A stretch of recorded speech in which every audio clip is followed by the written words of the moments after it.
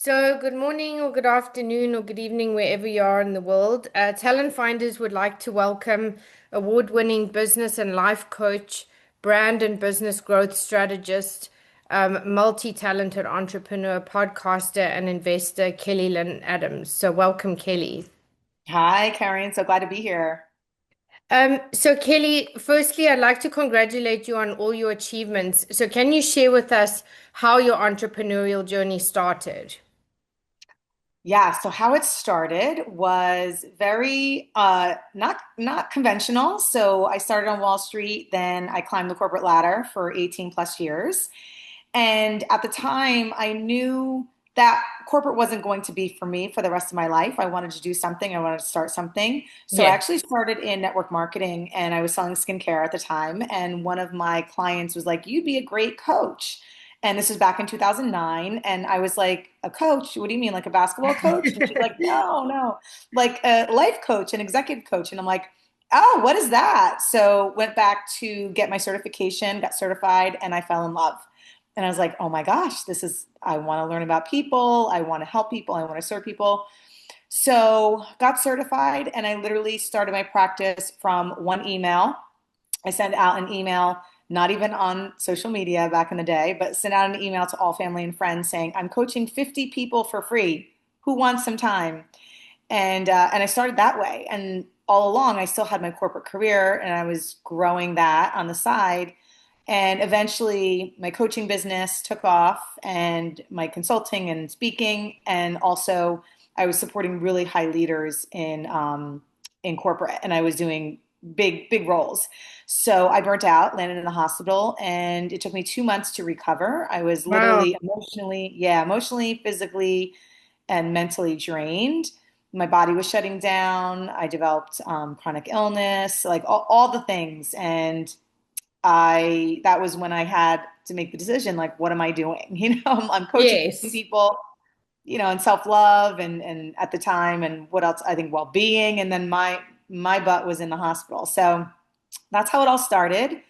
And there's so many more different, Yeah. avenues that I took, but so that's, yeah, in a nutshell, that's how it started. That's amazing. So you obviously mentioned you did work in corporate America for over 18 years for some top fashion and retail brands. So what made you decide to shift into the coaching space? I mean, you did mention that briefly earlier, but do you believe that having gained the experience and knowledge for working in corporate, or in the corporate world, that this gave you an advantage with your own entrepreneurial journey? 100%. Both network marketing, just being in network marketing Yeah. and being in corporate and working for retail fashion and luxury brands. So from consumer goods to, retail stores to corporate. Yes, I got so much experience from network marketing and from corporate. And I always like to say they were my biggest investor. And also, I now know how different corporations work. Not Yeah. every corporation, but the politics, the cultures, the what goes on, how you have to be strategic, all of it, even from the soft skills, right? So Yes. it's real, and I wouldn't take it back. Looking back, when I was in it, I was like, "Get me out of here." You Not know what? really, I think not it's just also when you're dealing with so much red tape and people's personalities and dynamics, it's complicated. right. And that's where I learned the most. Like, how do I get to a leader that's untouchable or that Yes. is unreasonable, right? Yeah. And so and that's where my coaching skills really kicked in because I was actually coaching these leaders while I was they didn't know it, but I was using the coaching skills, the listening skills, the questioning skills to really advance myself. And so, and listen, some of the brands I didn't want to leave. Like it was really like some of the brands I was crying when I left because it felt like home, it felt like family. I Yeah. had perks. I had so many perks, that I still miss today. Yes, I'm um, sure. yeah. So, but yes, I learned so much from both network marketing and corporate. So, what would you say then was, or some of your biggest lessons been within your career? And I'm sure you've had multiple, but is there one or two that particularly stand out for you? Yes, I would say start before you're ready. Yes. You've always, some people are like, "Oh, I've heard about that." And starting before you're ready means doing it messy and imperfect, Mm. doing it a little cringy. When I first started, I didn't have a website, and then I had a website and it was so cringe. And it was, not everything was perfect, or not all my I's were dotted and T's were crossed. Yeah. So I think people look at entrepreneurship and building a business and they see all the online, Yeah, they uh, only see what they see. They don't see behind the scenes, right? right, the building, the Yeah. the down moments, the moments where you really got to pick yourself up. And I remember like saying, "Oh, I just want to be an entrepreneur so bad." And one of my coaches is like, being an entrepreneur sometimes is even more challenging than being in corporate. I mean, depending on what role you're in, everything has its pros and cons, but it's really like sometimes you're always working. It depends what season you're in entrepreneurship and your business. Yeah. And yeah, so start before you're ready. And then the second thing is asking for help. I still, today, it's like, okay, where can I ask for help? Because also for high achieving women, we know we can do it all. We know Yeah. we can multitask. But the delegation, the asking for help, the getting a coach and mentor, the building your team out, getting a VA or an OBM or an assistant before you're ready is really also, I wish I hired sooner. Yes. Um, so that's what I would say. Those two, there's so many other things that I could say, but I would say those are the two for me that were most powerful. So you are an award-winning certified trauma-informed business and life coach to entrepreneurs, executives, athletes, and leaders in the entertainment industry. So can you share with our listeners specifically for those who don't know what you do, why you chose to incorporate the trauma element in your coaching? Yes.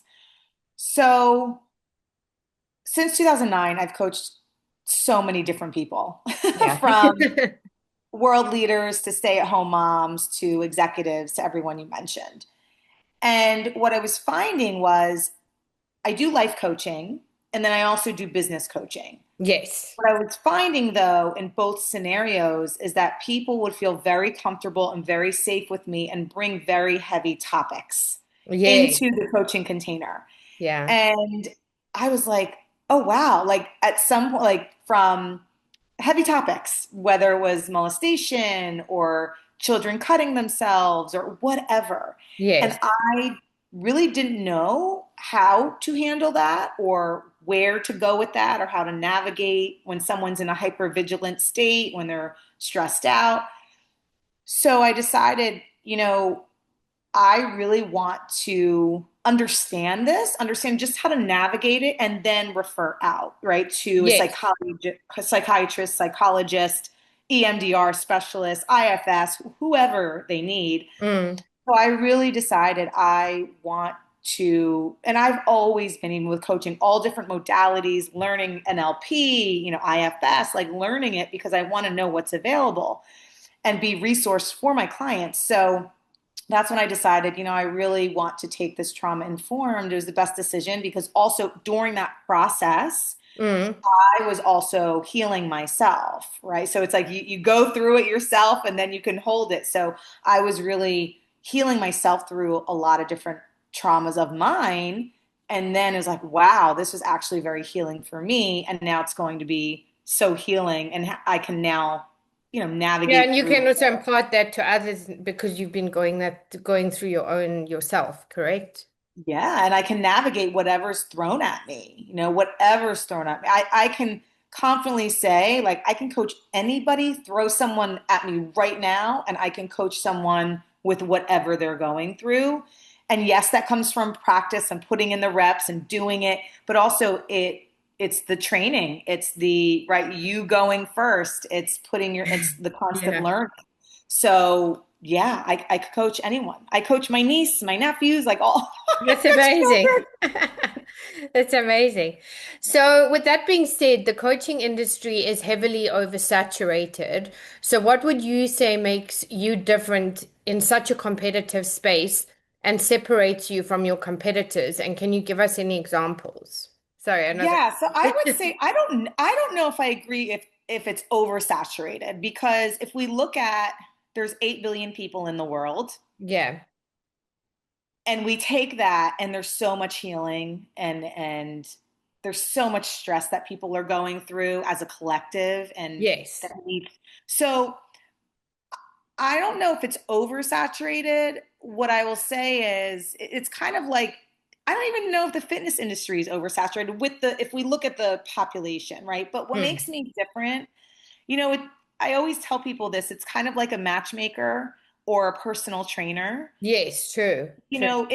It's your unique identifier, right? It's my background, it's my energy, it's my vibe. It's, some people do not like me, right? Some people like, oh no, that is not, they'll look at my social media or they'll get my newsletters and they're like, she is not my vibe, she's not my cup of tea. And that's fine. And Yeah. so I think for me, what makes me different is just being authentic to who I am. Because I do challenge my clients that sometimes they do not like me, and sometimes I'm their biggest cheerleader. Yes. And it depends on what sets me apart. I think the retail background, the luxury background, the Wall Street, the resilience, all of that. But even if Yes. someone had the same exact resume or background as me, it really comes down to personality. Do you vibe with this person? It's kind of like dating. They Yeah, could true. they could be the perfect partner on paper and in real life, but you might not just jive. You just, Yeah, and it might not be in alignment with you either, so, or vice versa. yeah. And maybe there's non-negotiables, or different ways of, and that's why I always like to say, get into a coach and or or any service practitioner, get into their world, right? Mm. See what they're about. If they have a newsletter or a podcast or videos, see if you like them. I always say, I have some offerings, I call them the Baskin Robbins red spoon theory, right? When you go into Baskin Robbins, it's an ice cream parlor, and they give you a little red spoon, and you can actually taste test the different, tastes of ice cream, right? The different Yes. flavors. So I always say, that's what people really can. And some people will be stalking you and want to invest in you. Some people will see you speak. So all having different red spoons in your practice to really say, okay, that's what sets me apart. I really think it comes down to energy and uniqueness, your background, and if you vibe with the person. Yeah, absolutely. So I want to talk about leadership or the lack of leadership now from both a business and global perspective. So what do you believe separates your leadership style? And what do you believe needs to change to shift the narrative both from business, entrepreneurial, and a global perspective? Yeah, great question. So I would say leaders, there's all different leadership styles. Yes. There's like, I think 21, I don't know what the number is, but there's all, you can be more empathetic leader, you can be authoritative leader, you can be all of this, right? Yeah. When it comes to leadership, to me, it's about being curious, staying curious, being open, Mm. because sometimes your leadership style is not going to work with certain people or groups of people. Yes. It's knowing when to be strong and stern, when to be empathetic, and when to listen. I actually had one of the CEOs at one of the companies that I used to work for. He was a new CEO. He came in and he didn't do anything for 90 days. What he did is he went on a listening tour. Oh, And what that wow. was, yeah, he went on a listening tour, and he basically, and not the high level leaders. Yes, he did, he talked to and listened to them. He actually came down to like the VP level, director level, manager level.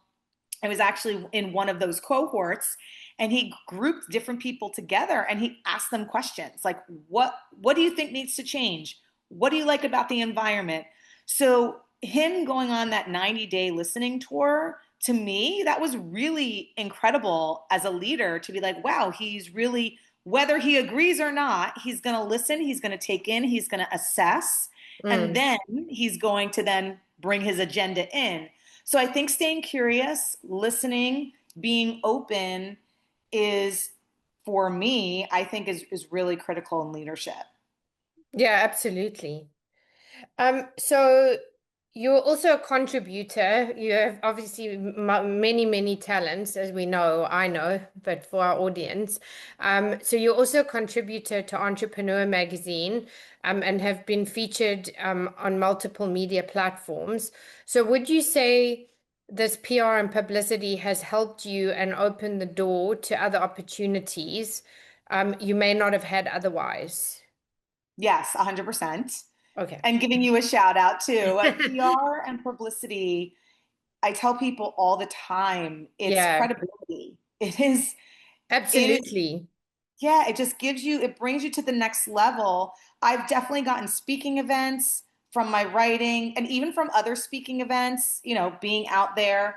So if you can get PR and publicity, that is 100%. Yes, it's cherry on top, but it's really like a non-negotiable because it opens doors. It Yes. has people, it's perception, right? So people were like, oh, where did they get featured? Yeah, So exactly. it definitely helps with everything, with clients, with because it's the authoritative, being an authority in your field, or even just sharing your perspective on a platform that is well known and recognized. So 100%, I think it's very important. And even if people are just starting out, or even if they're, I have some clients that have been like CEOs that really want get into the PR and world. And so it's like leveraging, how do you want to go about it? But even if you do one or two pieces or one or two features just to get the ball rolling, I think it's Yeah, so important. Because media absolutely. begets media, money begets money, like it all begets, like once you start that train, it'll then keep going. Yeah, absolutely. And I mean, that's what I always say to people as well. It's just really about gaining that momentum. And it usually takes, if you really want to see things 2 to 3 months, and then, go on from there. But yeah, it's definitely a benefit. So I want to talk specifically about trauma. You did touch on this earlier, and the impact that lockdown and the pandemic had. So even though it has been a few years since that has passed, we are definitely witnessing and seeing trauma and mental health being more amplified than ever before. So, do you believe that this is the after effects of that, or a heightened level of consciousness and awareness around this? And can you share with us some of the common threads and patterns of and what are some of the tools that you use to assist and help your clients? And can you give us any examples? Sure. Great question. And yes, there's trauma everywhere, whether COVID, triggered it or poked at it, but we're all walking around with either little T trauma or big T trauma. Yes. So, and it doesn't matter, big T trauma to you might be getting into a car accident. Big T trauma to me might be, oh, I remember getting into a fight with my parents at age 9. It Mhm. doesn't matter, right? What the effect or what the event was. We all carry different experiences, and whether we label it as trauma or not, it's affecting our everyday. So, yes, COVID may be trauma for some and maybe not for others. So, it Yes. just depends. And to staying open and curious about, okay, what is disrupting my peace and my mental health?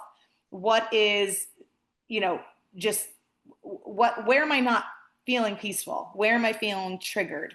Yes. Where's my nervous system out of whack? So for everyone, it's going to be different. And we just have to be gentle on ourselves and knowing that this was the way that we were actually exposed or experienced certain things, Yeah. and it's not our fault. So there's no good or bad, right or wrong. It's just what it is. Now, there's all different modalities and techniques for trauma and mental health and all of that.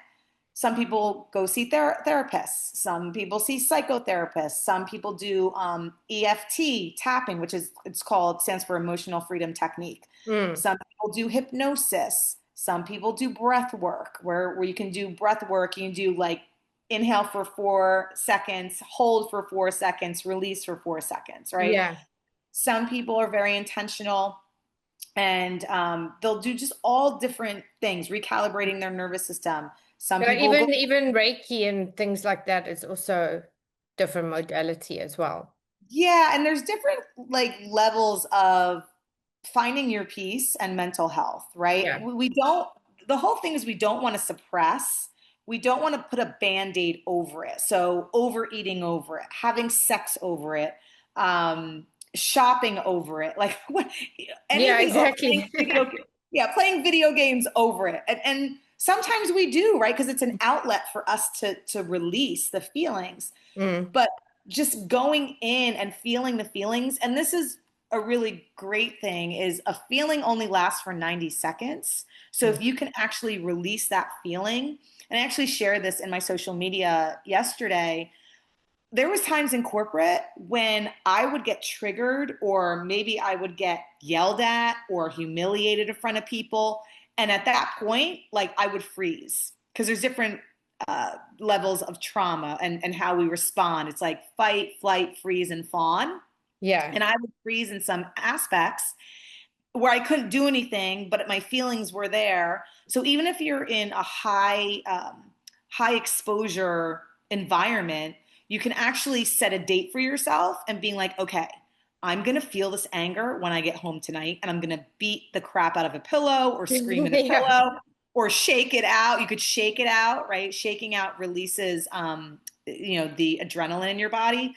So there's all different ways, or you could say, you know what, on Friday, I'm just going to go to a rage room. I'm going to break some glasses, or I'm going to go to a gun range and shoot some guns. Like, whatever it is, we get to release it Yeah. because the body always keeps score. And what we don't want to happen, right, is, and also this is how I developed chronic illness, is I wasn't listening to my body. Yeah, I was 100%. suppressing. Yeah, I was suppressing and just not dealing with things. And so that's when it caught up with me. And so that's why I say, and in today's environment and landscape, now more than ever with AI and social media and what's going on in the world right now, there's always going to be something. And it's Yeah. like, okay, if there's always going to be something, how do I manage and protect my peace? What am I consuming on all levels, right? Like, what am I looking at, listening to, subjecting myself to, what environments, what people are around me? Like just little things like that are huge, huge. Yeah, absolutely.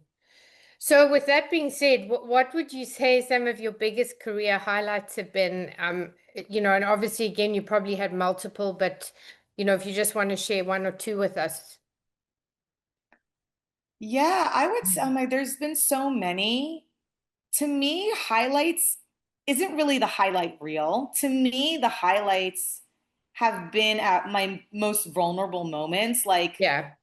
I remember leaving corporate. It took me a while to leave corporate. And when I made the decision, I couldn't sleep the night before. Like, I was in cold sweats. I was so anxious. And And also then I to stories we tell ourselves as well, right? Yeah, yeah, like I'm gonna die, I'm gonna, and the same thing, there's the body and the mind don't know the difference between excited and nervous. Yeah, true. It's the same, right? So it's like, okay, I could be nervous about something, but it's really excited. So exactly to your point, it's kind of what we tell ourselves, the beliefs, the narratives that we hold. So I remember just being like, oh my God, I'm really going to leave this career, right? This like, what happens if I fail? Mm. And you just go down that rabbit hole. And I just remember it being a fully embodied experience. And that's a highlight because not that it took me so long, but compared, right? And never compare, but comparing to my friends, I was like the last one to become like full-time entrepreneur and leave corporate America. So that was an accomplishment. I think another accomplishment is when I started to sign like higher end clients, high ticket clients, and that just came with believing that Yeah. I could, right? And also And probably boosted your confidence immensely. yeah, not that it was like the worthiness thing. It was just like, wow, Yeah, like I can do it, right? I Like can do it. I... Yeah, I can do it. And they're no different. Like these people are no different than anyone else, right? It's just like, okay, it's just a different um income bracket. Yes. So I think that was a an accomplishment as well. There's been so many, but I would say mostly that it's coming from an internal place rather than me writing for Entrepreneur Magazine or being in like, any those are accomplishments. Don't get me wrong. I'm so thankful and grateful, and I've definitely But it's worked my I butt think off. it's also the stuff that's made you feel like grounded you, like kept you grounded and all of it as well, right? 100%. Like the major accomplishment is like doing the healing work, to be honest, right? Yes. And being like, wow, like, And that's oh, hard. yeah, like the inner child and the loving, the 6-year-old Kelly and all of that. I would say that's a major accomplishment. And listen, that's always like peeling layers of the onion. Mm, We're always gonna be evolving, growing, healing, trauma, and all those things. mm. So I would say, yeah, that's the third piece is just like being gentle with myself because I wasn't for Yes. years, just being so hard on myself, Yes. and putting so much guilt and shame and, oh, you're doing it wrong and all of that. So just lightening up on that piece of it. Yeah, absolutely. So, you're also a sought after international speaker, mental health advocate, the creator of Imperfect podcast, and the founder of the Inner Circle community. So, can you share with us more about that, and how do you juggle so many aspects for your business and still keep yourself grounded? And what are some of the things you do to keep your own mental health in check? Yeah, great question. So there are a lot of balls in the air, right? I do juggle a lot, but everyone does, Yes. right? So I don't have kids. I'm not married yet. Like that, like there's, right? Everyone has their thing. I have aging parents, but they're healthy. So for me, I integrate different things with each other, right? So the podcast I've been doing for years, Yes. it's a function of the business, right? And it's I don't have my hands too much in the pot in every all different pots, Mm. but it's really I really weave things into each other. So like the podcast is really a stepping stone into my world. So is my newsletter. So is Yes. my speaking, right? It's really business development. How do I get clients? I speak, I go on podcasts like this, I write, like all the different things. So it's not it's not overwhelming for me. For some people, you're like, oh my God, Kelly, you do so much. I could never. And that's fine. So, how do I keep myself sane? The same things I just like went over is doing the healing work, having routines and rituals, and increasing my standards all the time. So, I have non-negotiables every day for myself. So, it's moving my body, it's drinking a certain amount of water, it's connecting with people, it's you know, being in my work because my work, I love my work. It's Yes. such a passion for me. And then it's also being really mindful of what I consume on all levels. Like those are my non-negotiables. Like who am I Yes. talking to? Who am I surrounding myself? I don't watch the news anymore. Oh no, I Um, don't either. yeah, and I Yeah. really try to limit social media as well because if I don't get it from the news, it's on social media. So I really get to be careful on the social media aspect and not, sometimes I'll find myself like just scrolling, Yes. and limiting and watching that, right? The ways in where I can be taken off track. Yes. So that And definitely that's comes so down easily done. so easily done. Yeah. So, and if you find yourself in that, right, it's like, okay, what boundaries I actually review my each day, the night of that day for the next day, and then what happened that day. And I do a lot of reflection and review. I review my goals every day. Mm. So I think that's also what keeps me sane and grounded is like, okay, what occurred today? What were the wins today? what do I get to have more boundaries around? And that keeps me grounded. I get enough sleep. I'm a person who needs a lot of sleep. So it's just like the basics. I know it sounds so simple, but if one of those things are off, Yeah, then then I everything's off. then I know, yeah, or I'm not feeling at my most optimal level. It's kind of like a marathon runner, Yes, right? If they eat like crap, well, their training might be off the next day. yes, So I'm really cognizant of like the sleep, the eating, the consumption, all of that. yes. So that leads me to the final question. What are the three key pieces of advice you would give to others wanting to start their own business or get into a similar field? And what legacy would you like to leave, or how would you like to be remembered? Oh my gosh, such a load of questions. Okay. So, three pieces of advice would be one, if it's on your heart and in your head, you are being called to do that thing. Even if you don't know the how, Yes, just get started. Start before you're ready, do it messy. Just take one action, right? One action each day. yes, Simplify it. Number two, definitely surround yourself with people and communities and find help, whether that's hiring a coach, a mentor, getting into community of people that you, I don't say admire, but have something that you want or are a same, like similar, like-minded of where you're going, yes, or they're further along than you, because your environment, it's kind of like where you plant a seed in the pot. If that pot is not big enough, the plant's not going to grow that big, right? You're no, limited by the pot and your environment. Number three, I would say, love yourself unconditionally. There's going to be times where, yes, you might screw up. Yes, there's going to be a lot of times where you're going to say, oh, I should have done that. And just say, what did I do great today? Like celebrating your wins. yes, How I want to be remembered and what legacy I want to leave. I want to help as many people as possible, yes, whether that is, and being of service, like unlocking their potential and what's holding them back, yes, and having them realize we are unlimited beings and we can be, do, and have whatever we want and desire. Because to me, we're pieces of universe, God, like we are unlimited.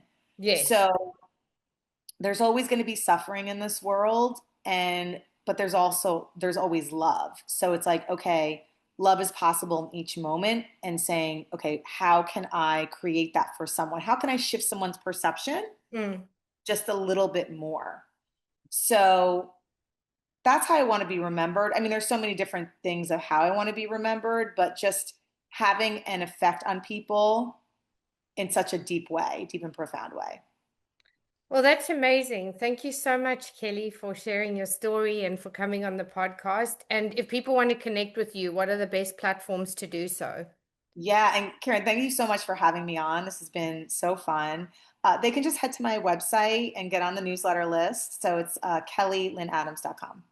Amazing. Thank you so much. And hopefully we can have you back in the future to see where you are in your journey. Yes, thank you. Thank you.